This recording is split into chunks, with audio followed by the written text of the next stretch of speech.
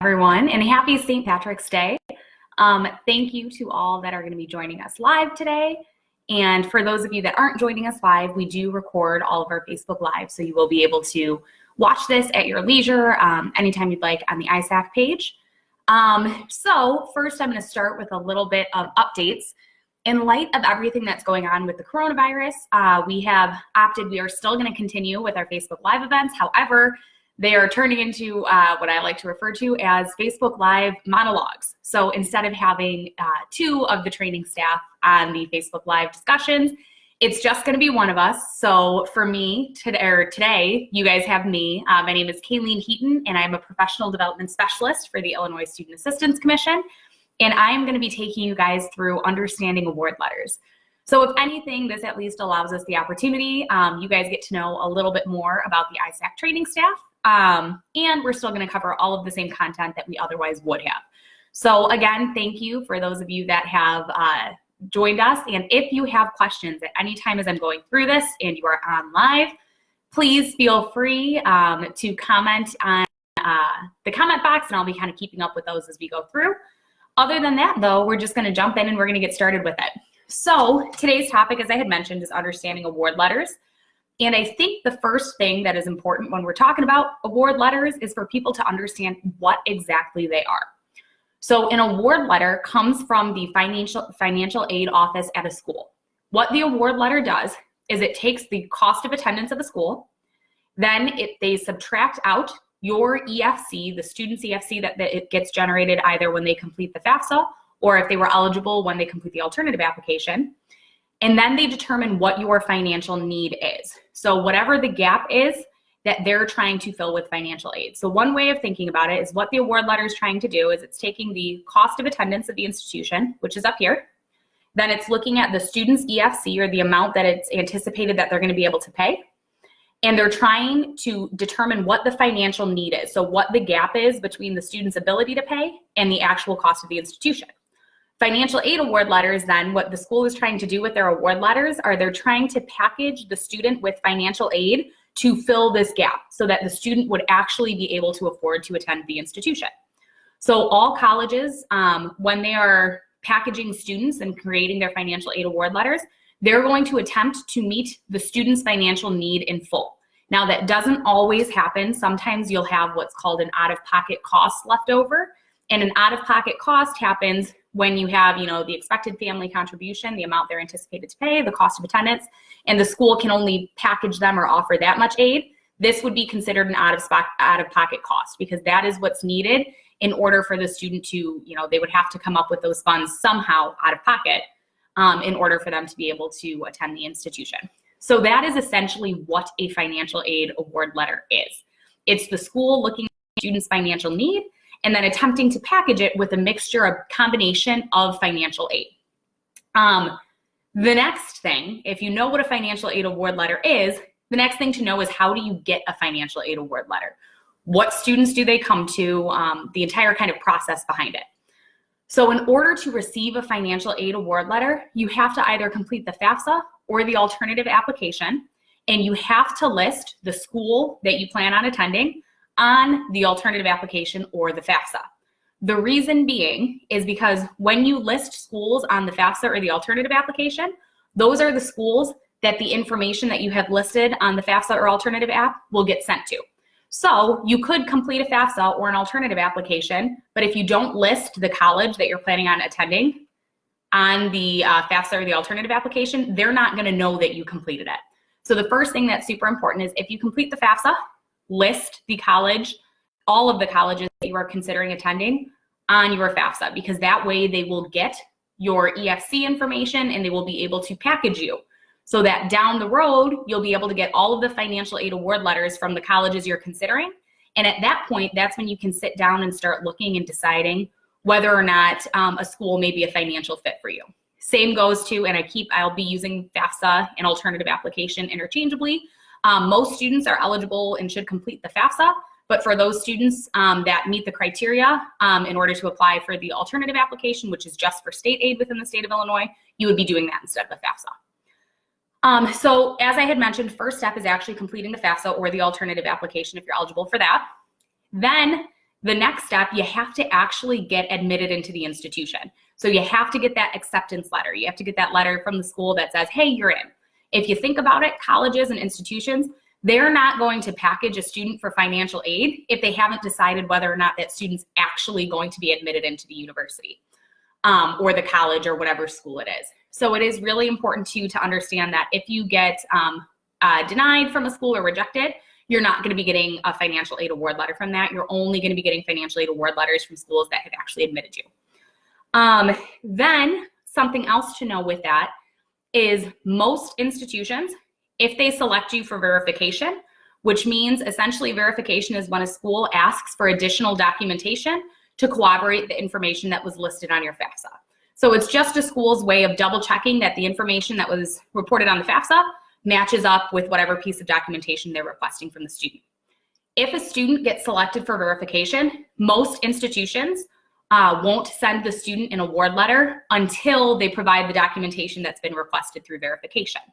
So that's really important to know. If you have received financial aid award letters from 3 of the 5 schools that you have listed on your FAFSA, and you're still waiting on 2 schools and you can't figure out why you're not getting the award letters from those schools, double check and see if you've been selected or flagged for verification by those schools. Because odds are, if you have, the school is likely waiting to send your financial aid award letter until you give them the documentation that they're requesting through verification. So it's super important. A great way to check if you've been selected for verification, you can either contact the financial aid office directly and ask, hey, I'm waiting on my award letter, still haven't gotten it, what's going on? Or you can go onto your student portal through that school or through that institution. And a lot of times on the student portal, you'll be able to see if you've been flagged for verification and exactly what documents the financial aid office is asking for. It's really important, and I know we had mentioned this in previous Facebook Lives that we've done, but with verification, the way that I like to describe it, it's like if you are to go, if you're to go to the airport and TSA selects you for a random screening. If you say, no, thanks, I'm good, they're not going to be able to just get your bag and go on the plane. If you deny and say, no, I'm not going to do the random screening, they're going to say, okay, that's fine, but you got to leave the airport. You're not getting on your flight. It's the same with verification. If you get selected for verification, it's the financial aid office at the institution asking you for documentation to corroborate what is on your FAFSA. However, if you don't give them that documentation, they'll say that's fine, but we're not going to package you for financial aid then. So it is extremely important if you do get flagged for verification, you just have to make sure that you are turning in the documentation that they're asking for, because if you are flagged, that way once they get the documentation, they'll review it and then you can move forward with receiving your financial aid. So those are the things that have to happen in order for a financial aid, a student to be able to get a financial aid award letter. So remember, you got to complete the FAFSA or alternative application and list any schools you're considering and you would like to receive an award letter from on your FAFSA or alternative app. Then you have to actually get it admitted into the institution. And then if you've been selected for verification, a lot of times you have to take care of that before the school will actually move forward and give you that financial aid award letter. So once you have a financial aid award letter, what it is, again, it's looking at, it takes the cost of attendance, which is totally unique to the institution. If you think about it, you could be looking at, 5 different schools and you could have costs of attendance that range from, $6,000 if you have a community college on there, and then, $60,000 if you have some private schools listed on there. So the cost of attendance is completely unique to whatever institution you are looking at. Another important thing to talk about when we're talking about cost of attendance is never, ever, ever rule out applying to a school based on the cost of attendance. What the cost of attendance is, it's an estimate. It's based off of some direct expenses and indirect expenses, and it estimates how much a student is going to have to pay in order to attend that institution. The key thing is it's an estimate. So the cost of attendance contains direct expenses, and those are things like tuition and fees and sometimes room and board. So direct expenses are expenses that are paid directly to the institution that if you want to be a student there, you have to pay it. So tuition fees is the perfect example. If you want to attend a college and they have a set tuition and fees rate for, full-time freshmen, that is the price that you are going to have to pay if you want to be a student at that school. There's kind of no getting out of that. That is their set price for that. Room and board, I said, can be a direct expense because sometimes you have institutions that say For freshmen, room and board is mandatory. You have to live on campus. And if that's the case, in order to attend that school, it becomes a direct expense because you know that, okay, if I want to attend this school, I have to live, in the dorms for freshman year. That's a direct expense. That's something I have to pay directly to the institution in order to be able to actually attend that institution. Then the cost of attendance also contains, so those are the direct expenses that are typically contained. Then there's also indirect expenses. So these are things like transportation, miscellaneous living expenses, books and supplies. These are things that the institution knows typically students have to pay for. So they base it off of estimates of what the average student might pay in that. If you are frugal, there are ways to bring down those indirect expenses without even applying for financial aid. So with books and supplies, for example, a lot of times institutions include the price of brand new textbooks when they're coming up with the books and supplies cost that's included in the cost of attendance. But if you decide to rent used textbooks, you can take that books and supplies estimate that they have and bring it down to a fraction of the price. So just understand that the difference between indirect and direct expenses are direct expenses. Those are things you have to pay in order to attend that institution. Indirect expenses are things that are estimates that you're likely going to have to pay, but there's wiggle room and there's flexibility with that. And why did I even get into cost of attendance? It's what to look for on your award letter. So you want to be looking at the cost of attendance of the specific institution, and you want to make sure too, again, that you're not ruling out schools based on the cost of attendance, because the cost of attendance is not indicative of the price that you are actually going to pay to attend that university or that institution. The reason why we always say to wait to rule out schools based on the finances until you receive a financial aid award letter is because when you receive that financial aid award letter, that's the school telling you, okay, this is how much you are actually going to have to pay, and this is the type of aid that we are going to offer to you. When you're looking at the cost of attendance, there is a lot of schools that might have a very high cost of attendance. However, they have a lot of aid to offer students. A lot of times private schools typically are associated with a higher cost of attendance. However, private schools also have these big endowments or privately raised funds that they have that they're able to offer students in financial aid. So a lot of times that can offset that really high cost. So again, when you are applying to schools and considering different schools, please do not rule out applying to schools based off the cost of attendance. Once you receive the financial aid award letters from all of your schools, that is when it's a fair time for you to rule out schools based off the finances, because that is when you know exactly how they're going to meet your financial need and whether or not that is a financial reality for you, whether or not that's going to be something that you can actually do. So when you are looking at your award letters, there's a couple of things you want to consider. First thing is you want to look at what is considered need-based aid and what is considered self-help aid. So you want to be looking at your award letter, and I highly recommend taking out a highlighter and highlighting everything that is gift aid and then everything that is self-help aid. So gift aid is considered, this is financial aid. This is the best type of financial aid because this is financial aid that is essentially a gift. It is something that if the student is receiving it or if they've qualified to receive it, they do not have to pay back. So this is like the best type of aid that's out there. You want to be sure you're making note of what aid on your financial aid award letter is gift aid, because you know that is stuff that you are not on the hook to pay back. That is stuff that once you have received it, you don't have to do anything else, additional once those funds have come to you. Self-help aid, on the other hand, self-help aid comes in the form of loans and work study. These ones are different because with loans, this is financial aid that you are borrowing. So with loans, you are borrowing an initial amount up front, and then you are going to be responsible for paying back that amount in full plus interest down the road once you either graduate or leave the program. That is when you're going to be responsible for paying that back.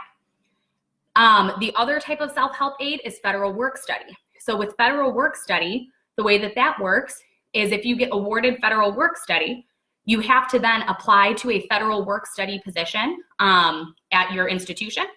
Then you have to work that position. So it is just like a part-time job.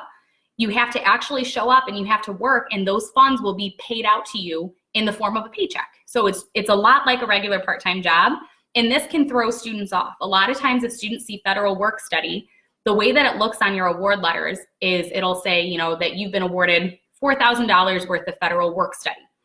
This can sometimes confuse students because they assume that that $4,000 then is just coming to them. That's not the case. That means you can work and earn up to $4,000. However, if you don't apply for a federal work-study job and you don't actually work, you are not going to get any of that $4,000. Likewise, if you apply for the federal work-study position, but you only work a few hours there, here and there, you're only going to be able to earn the amount that you have actually worked for. So it's extremely important if you are eligible for federal work-study. It is an awesome program. However, you do have to be aware that that is actually, those funds require something else. You actually have to get a federal work-study position and you have to work to earn those. So it's really important to know the difference between gift aid and self-help aid. So gift aid are those grants and scholarships that you don't have to do anything once you've received those. It's that free money. And then self-help aid are loans and federal work-study, because all of them are considered financial aid. So this can get really confusing because a lot of times students will get their financial aid award letter and it'll say that their financial need has been met in full with financial aid. And I've seen students that assume that this means that all of the aid that they're receiving is gift aid.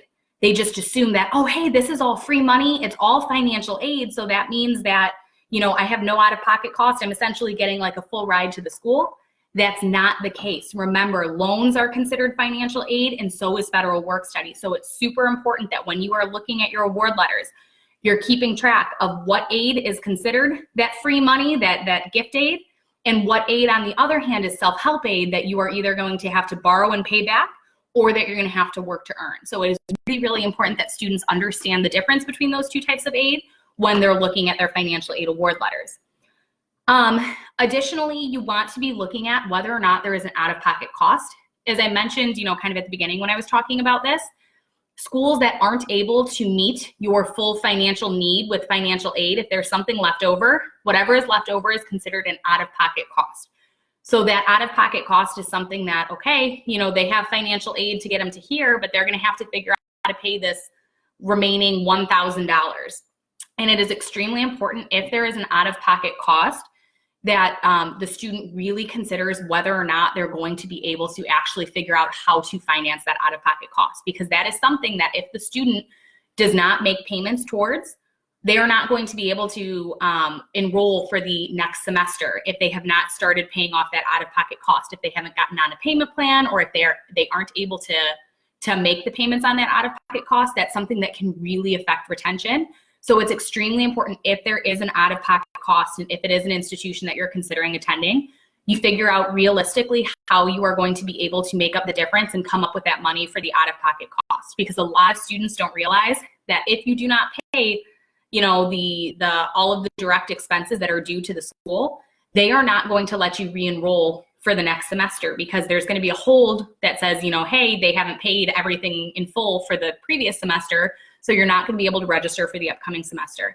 And unfortunately, that's why a lot of students will end up dropping out, and then they'll have issues getting back enrolled into school because they still have this balance that they owe to another institution. So it's extremely important, if there is an out-of-pocket cost, you realistically consider, is that something that you can come up with the money on your own? Maybe if it's like, $400, $500, maybe even $1,000, and you're thinking, okay, I have a summer job that I'm going to be working, I'll save those funds and I can use it. That might be realistic, but it's really important that you consider anything that starts exceeding that can be a real burden, especially as a student, to try and figure out how you're going to come up with the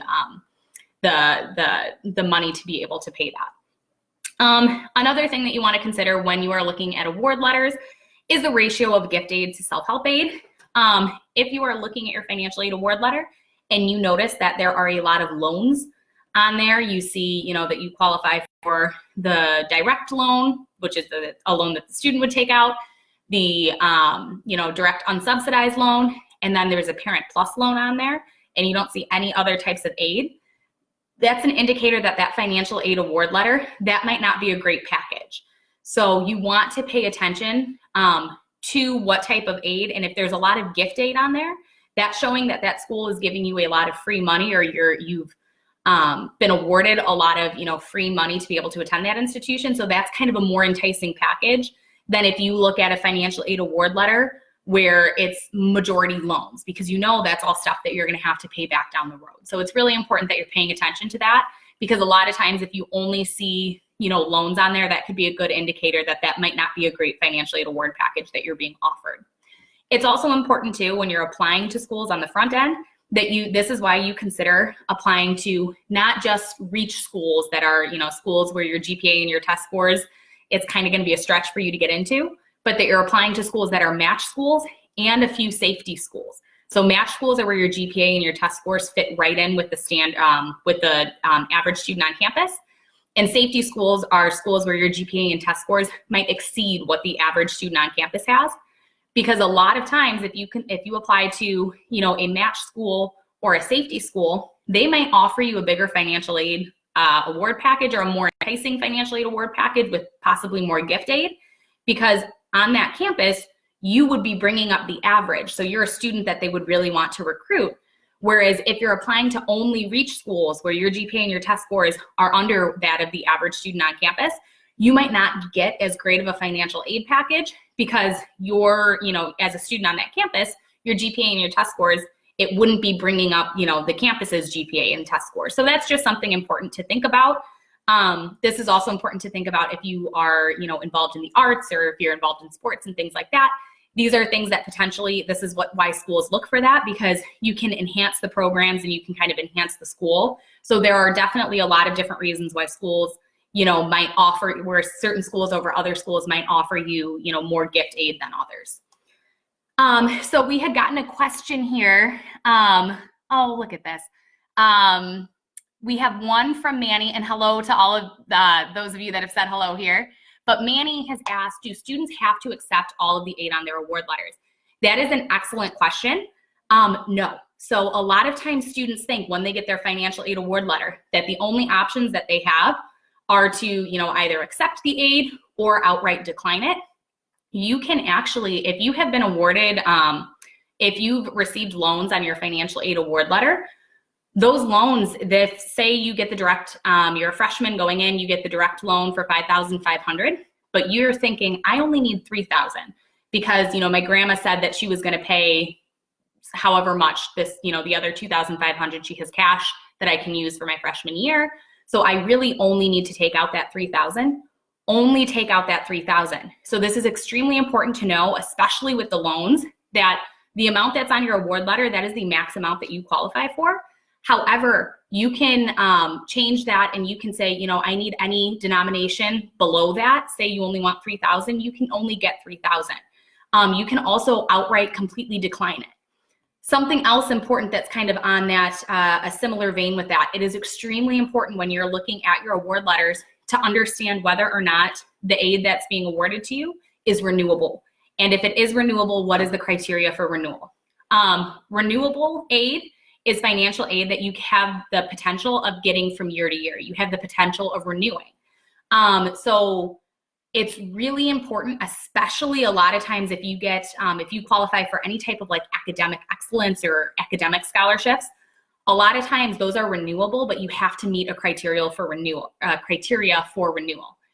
A lot of times they'll say that it's something like you have to maintain, a 3.5 GPA, or you have to make satisfactory academic progress. Whatever the case may be, it's really important that you understand whether or not it is renewable, and if it is renewable, what the criteria for renewal is. Because think about it, if you were awarded, say, an academic excellence scholarship for $4,000 for your freshman year, and it's a renewable scholarship, but you didn't realize there was a criteria for renewal and your grades kind of dropped your freshman year, for sophomore year, then you wouldn't be awarded that $4,000 scholarship. So then all of a sudden that $4,000 scholarship has the potential of turning into what was there now becomes an out-of-pocket expense that you have to figure out how to pay.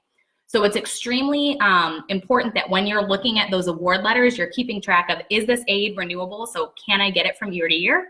And if it is, what do I have to do to make sure that I'm able to get it from year to year? A lot of times if you qualify for any scholarships like for the arts, or because of your involvement in a particular sport or a group, a lot of times in order to maintain those scholarships, they say that, hey, yeah, you have to actually, if you got a football scholarship, you have to play football while you're here in order to continue to get that scholarship. So just be aware of that.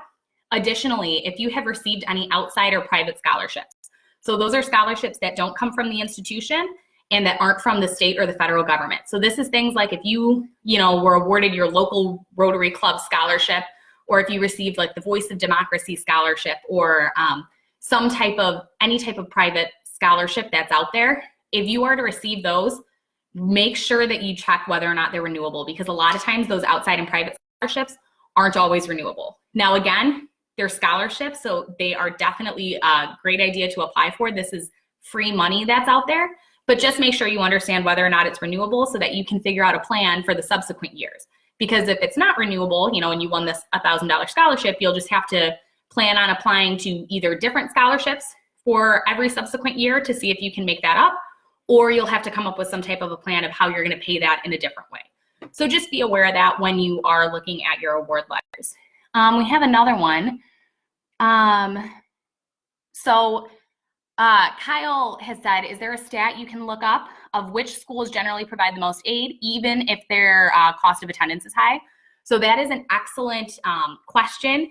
And unfortunately, I only have one screen going, so I don't want to actually look up the stats while we're live here, just because I'm afraid that if I toggle over, I'm going to lose you guys on Facebook Live.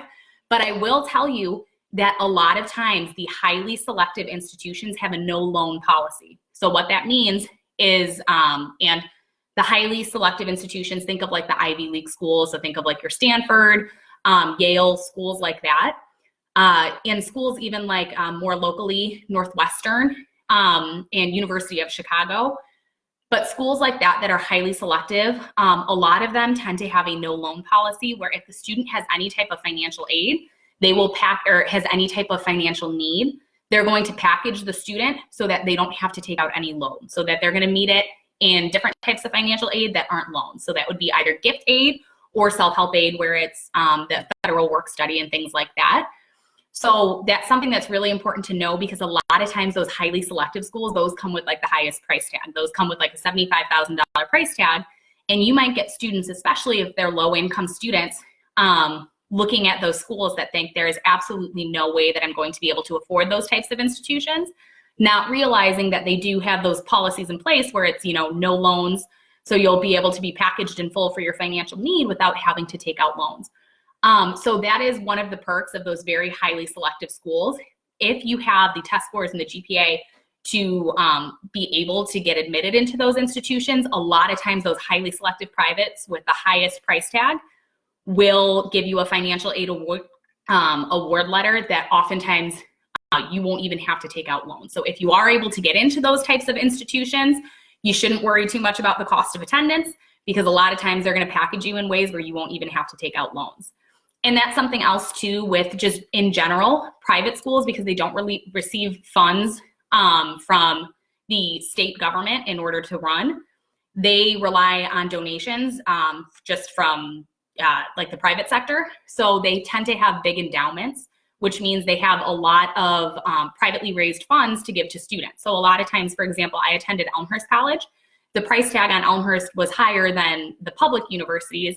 However, at Elmhurst, I received more financial aid, so that between attending a public university and Elmhurst, it was actually cheaper for me to attend Elmhurst, because even though their cost of attendance was higher, the amount of aid that they were giving me was higher as well. Again, that's why it's super important that you're not looking at just the cost of attendance of an institution, and that you are waiting to make decisions about whether a school is a good financial fit for you until you have received those financial aid award letters. So some housekeeping things. That was 29 minutes. It was funny. I actually thought I was going to struggle to fill up 30 minutes, but I guess I'm chatty. So this actually worked out very well. Some last minute kind of housekeeping things. I wanted to mention the ISAC award letter comparison tool. So this is available on our ISAC.org or ISAC student portal. If you on there, we have both a paper version and an electronic version. So what this allows you to do is it allows you to compare up to 3 schools at the same time. The thing with award letters is there is not a set format currently for award letters. So it can be like comparing apples and oranges when you're looking at award letters from different institutions. The ISAC award letter comparison tool attempts to try to help with that. The way that it helps with that is it breaks down everything that would be contained in an award letter, and you compare them side by side. So you would be looking at each of your award letters and breaking them down the same way, so that you're able to see the information in a much more clear format.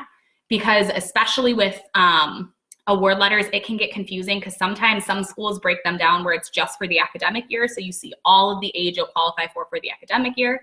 Some schools break it up into semesters.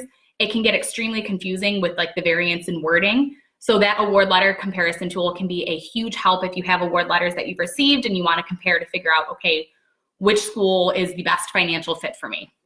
Additionally, I just wanted to mention that as I had said right when I started, we are still continuing with the Facebook Live monologues, which I will now call them because they are one-person events now. Next Tuesday is going to be our next one, and it is going to be the same topic. So it's going to be award letters, but it's going to be offered in Spanish. So we'll be covering the same content, but it'll be offered again in Spanish, and that'll be on 3/24, so March 24th.